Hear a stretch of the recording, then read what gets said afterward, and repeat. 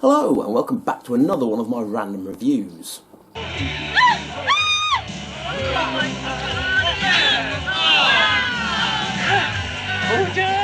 With it being the summer, I thought we'd take a look at an appropriate horror for the season.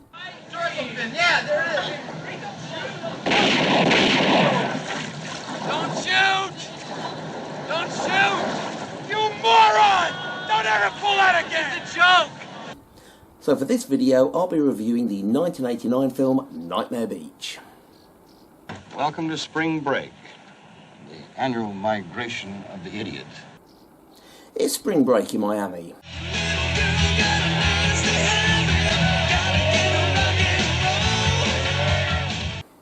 And the local police chief, played by John Saxon, has got his hands full dealing with all the revelers. And remember, no excessive force. Meanwhile, college students Skip and Ronnie have headed to Miami for some drunken debauchery. I want every one of these used by sunrise Easter morning, or I'm telling the whole school you're a bender. But it seems there's a killer on the loose dressed in motorcycle leathers, and he's busy bumping off the rowdy students and some of the seedier locals.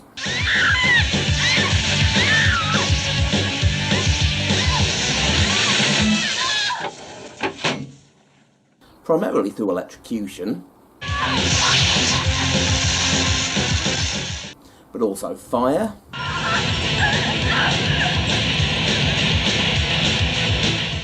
and even a good old-fashioned garrotting.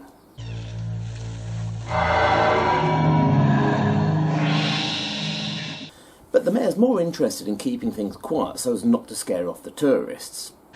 Serial murders during spring break could ruin us. So when Ronnie goes missing, following a run-in with a biker gang called the Demons,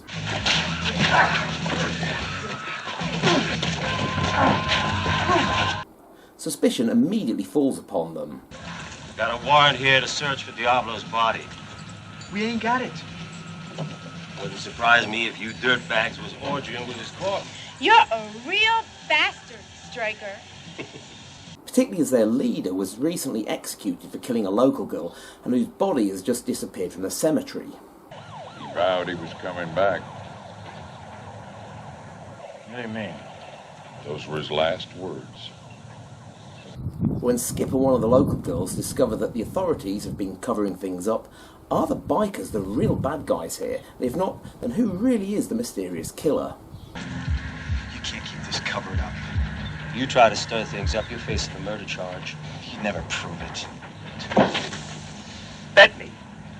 Directed by the notorious Italian filmmaker Umberto Lenzi of Cannibal Ferox infamy, Nightmare Beach was a late entry into the cycle of 1980 slasher films, which seems to borrow elements from numerous other films of its ilk. In fact, Lenzi got into a serious argument with the producers as he felt the plot had too many similarities with his film Seven Blood-Stained Orchids and threatened to walk off the set. Point this thing north, the county line, and don't stop till you see snow. Now, he was persuaded to stay, but he insisted that his name was taken off the credits. Now, the film was obviously a fairly low-budget affair, yet it does have a surprisingly good cast. John Saxon, of course, being well known for his numerous horror roles over the years, along with fellow B-movie veteran Michael Parks, who plays a doctor. US TV actor Lancelot Galt also has a role in this as a priest, who you might recognise from his role as Colonel Decker in the A-Team.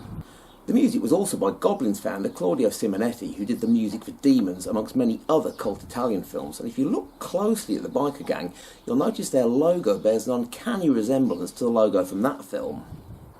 It's also worth noting that the role of Skip was played by Nicolas Dutoth, who is the son of director André Dutoth, who directed the classic Vincent Price shocker House of Wax back in 1953. Now, he no longer acts, but does continue to work in the industry as an editor, and has worked on some very high-profile productions, including some of the Underworld, Die Hard, and even Terminator films. Now, Nightmare Beach really is one for lovers of cheesy, low-budget slasher films. He's very much a product of his day. There's some good gory killings,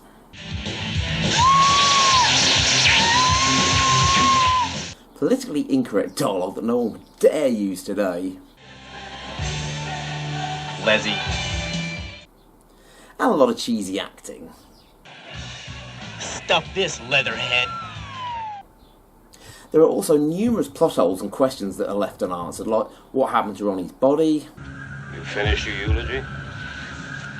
and what happened to the biker gang who may not have been involved in the killings, but were definitely guilty of a lot of other bad stuff. What the hell?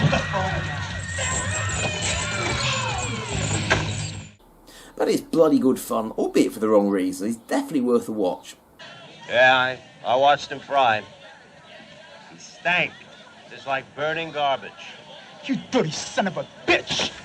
Now, Nightmare Beach was not originally released in the UK and was only available on video in the US and parts of Europe, so it was very hard to get hold of for a good many years.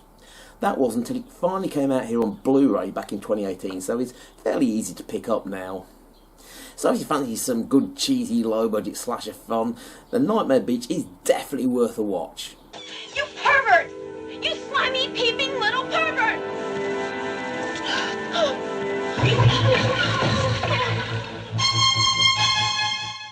Have you seen Nightmare Beach? If so, let us know what you thought about it in the comment section below. Also, let us know if there are any other reasonably obscure summer slasher films that you'd like to see reviewed here. Please be sure to give this video a thumbs up and subscribe if you haven't already done so. That's all for this review, so all that's left for me to say is thanks for watching, and I'll see you in the next one. Let's go for a ride.